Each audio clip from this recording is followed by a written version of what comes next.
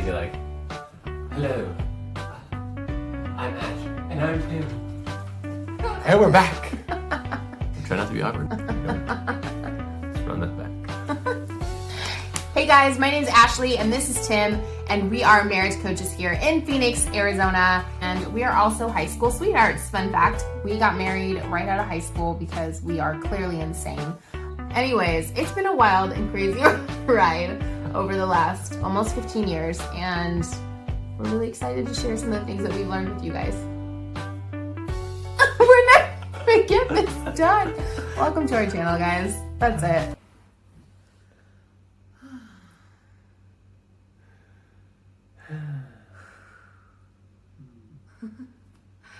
Hello, it is Thursday once again, and we are back here on the channel.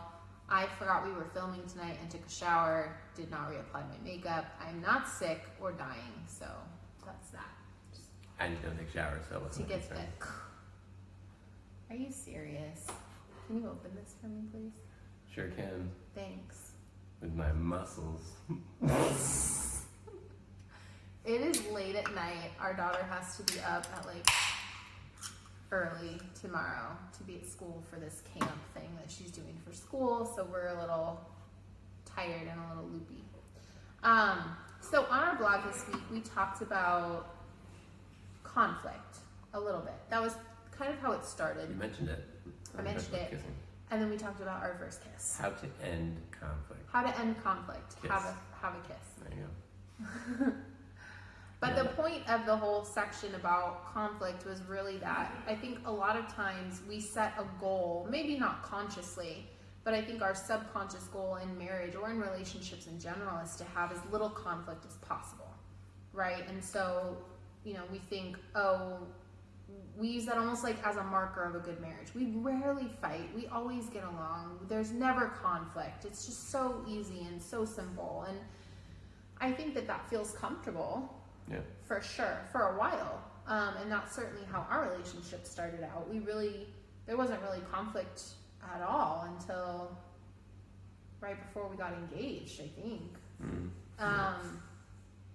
Like it wasn't a thing we did, you know, like our relationship was still so new and everything was still very much in the honeymoon phase and all of that. So there just wasn't conflict. But because there wasn't conflict, there also wasn't personal growth.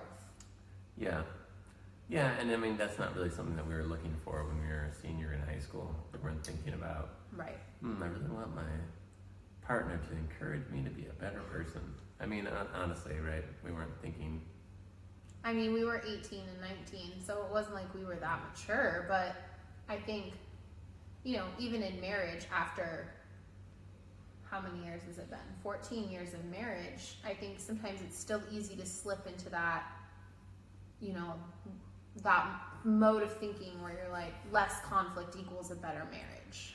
Yeah, and I think if you take it back to thinking about marriage as a friendship or like the best friendship, you know, hopefully you've been blessed enough to have, if you have friends, but your friends are just like A bunch of yes your men. yes people.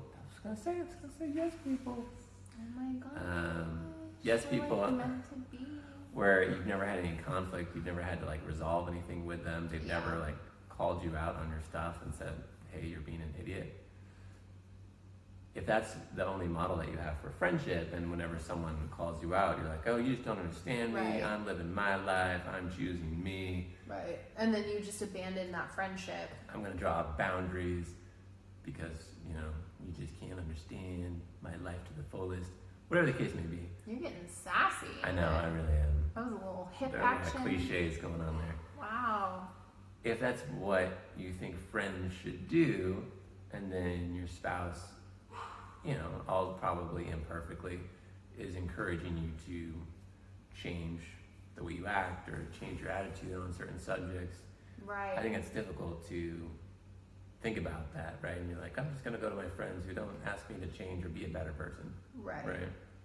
Well, because it's easier, we feel like it's easier, and it certainly feels more comfortable not to have to change, not to have to modify yourself for someone else. And we're not talking about it being a toxic thing, but there are certain things about me that I needed to change in order to get along with Tim and to have a good relationship with him. And there's certain things about him that he needed to change in order to have a good relationship with me. Like, that's just the nature of being in a relationship. And it's not like Tim came to me with this long list of things that he was like, well, I don't like this, I don't like this, I don't like this, change this and get rid of this.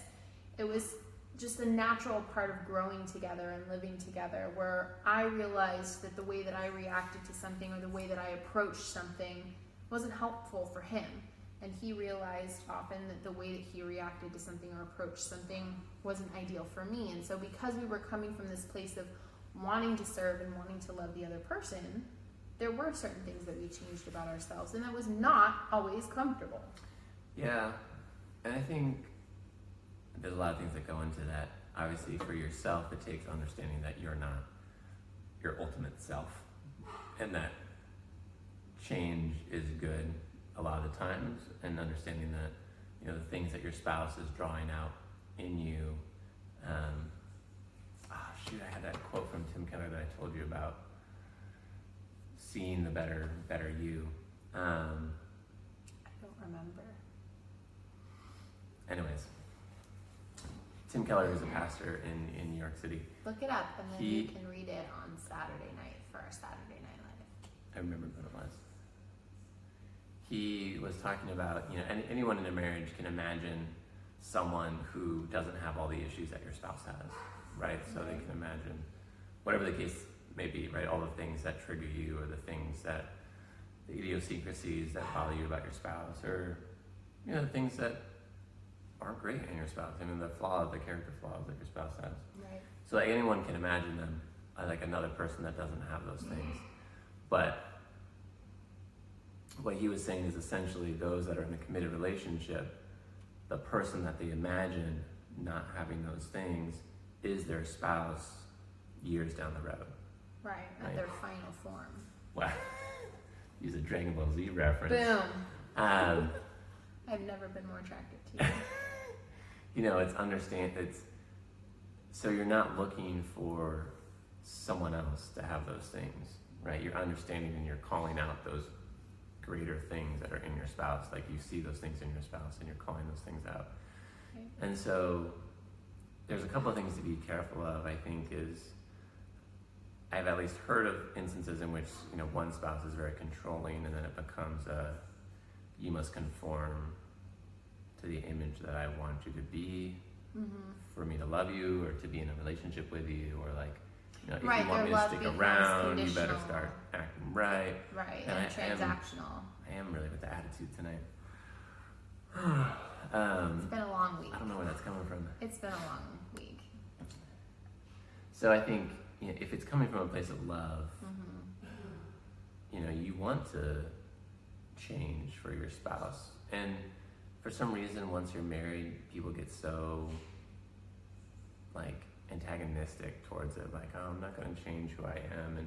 But like, when you're really in the early stages of your relationship, that's happening all the time, voluntarily, right? Like, you have so much joy, and like, you didn't like these things, and now you like these things, or whatever, and your friends are always like, why are you doing that now? You know, but like, you want to, right? Because you want to do these things that your spouse enjoys, and you want to be the kind of person that your spouse wants to be around. And when you're no longer in that seeking relationship, then somehow it becomes more about you again. What? So tired. So I think, you know, bottom line is that this is also a two-sided coin. So as much as it's important for us to have a spouse who is willing to call us on our crap and say, hey, you know, when you said that to this person, I think maybe you were, you know, quick to judge, or you were responding irrationally, or you know, when you said that to me, it felt really hurtful or disrespectful. Like, right, you want a spouse to call you out. You want to be the spouse that can call somebody out on that. But on the flip side, you have to possess the humility to hear that, which is, I think, where a lot of the source of conflict comes from, and where a lot of arguments come from in marriage, is because neither party is approaching a situation with humility and with non-judgment. So the spouse that's coming to you is saying, you always do this, or you never say this. And the other person immediately goes on the defensive and is like, why would you say that? That's not true. I never said this. I never, and so it turns into an argument instead of creating an opportunity to say, hey, this upset me and I want to talk about it with you, and I want to see what your heart was behind this. I want to see what your motivation was. And so finding ways to like gracefully move through conflict and not being afraid of conflict, because I think so many of us are very conflict avoidant, and a lot of us are conflict seeking. I can be pretty conflict seeking and he can be really conflict avoidant. And so you have to find that good middle ground where I'm not pushing him into an argument or into a discussion he's not ready to have yet, but he also isn't running from it out of fear. He is saying, like, I know that this is a source of conflict, but this is also an opportunity, like we've talked about in other videos, for growth and for growth together and for growth individually. And so, understanding that conflict is a good part of relationships because it does help you to grow as a person and as a couple. Understanding that, it's a two-sided coin. You have to be humble enough to bring the issue to your person without judgment, and the other person has to be humble enough to hear it without defensiveness. And then thirdly, that conflict is not something to be afraid of. And so obviously this is not something that we're perfect at. Like, we have a long ways to go, and I don't know that anyone ever really arrives. I think there's been times when we've had conflict that we have moved through very gracefully, and we've kind of like at the end been like, hey, high five, that was good, we did good. But the majority of the time it's a struggle. Yeah. And one or both of us will catch ourselves being defensive or being offensive, or avoiding the conflict altogether. And so it's just something that as a team you have to continually talk about and work through. And again, it does go back to changing your mindset around conflict in marriage, that it's not something that should be entirely avoided.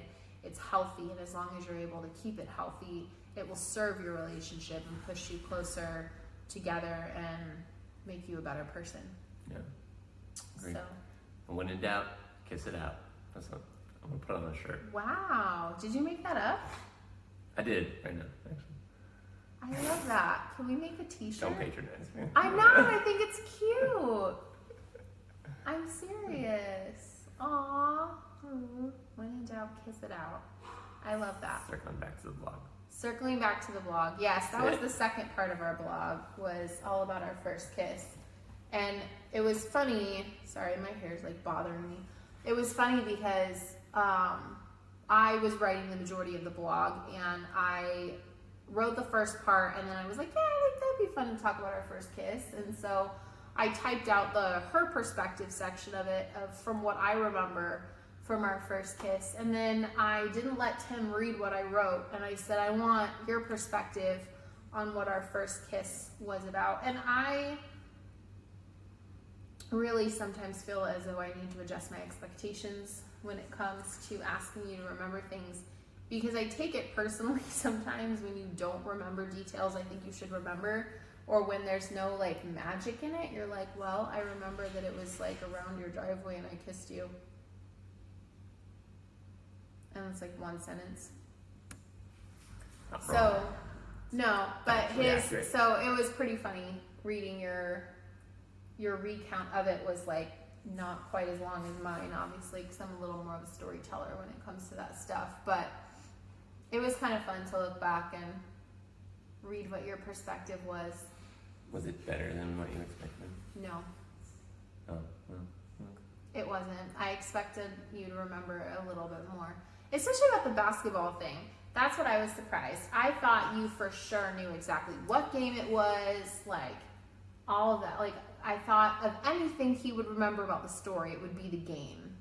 And you didn't even remember when it happened.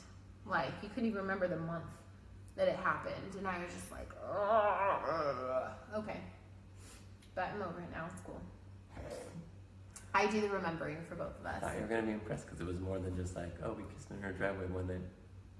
Because you said that initially, and then I asked you to expound on that. That's true. That's what you tried to come up But it with. was without any help. Yes, it was without any help, and that was nice. How long did it take before we had our first kiss? Between February and 11 months. Slow mover. It went pretty fast after that. That's not wasn't in a rush. We had time. We did. We had a lot of time. And it was pretty magical. Although I will say, and not to like totally embarrass you and put you on blast, the first kiss was really amazing. The second kiss was not. Tim really didn't know how to kiss very well and kind of went into it trying to eat me. Because I had no experience. He had no prior experience, and None. Zero. I had had some prior experience. I wasn't a hoe, but I'd had some experience. And You taught so me. I just You taught me how to remember, kiss. I had to teach him how to kiss because there was a lot of teeth involved at first, and it was.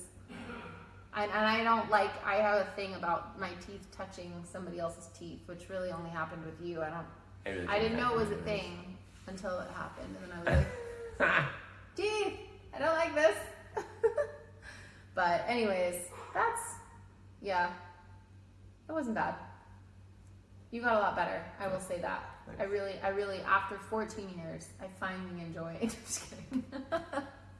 Pretty soon thereafter, I really love enjoyed practice, but only with making you. out with you. Yes, only with me, thankfully. All right. This is devolving rather quickly. So we're going to go ahead and sign off for this one. This one's a little bit shorter than most of our other videos have been.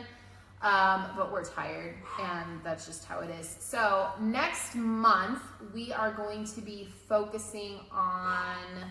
Wait, do we have one more? We have one more video this month, For don't February? we? Yeah. I think so. Okay, so just kidding. We're not going to tell you what we're doing for next month. We will see you I don't know next either.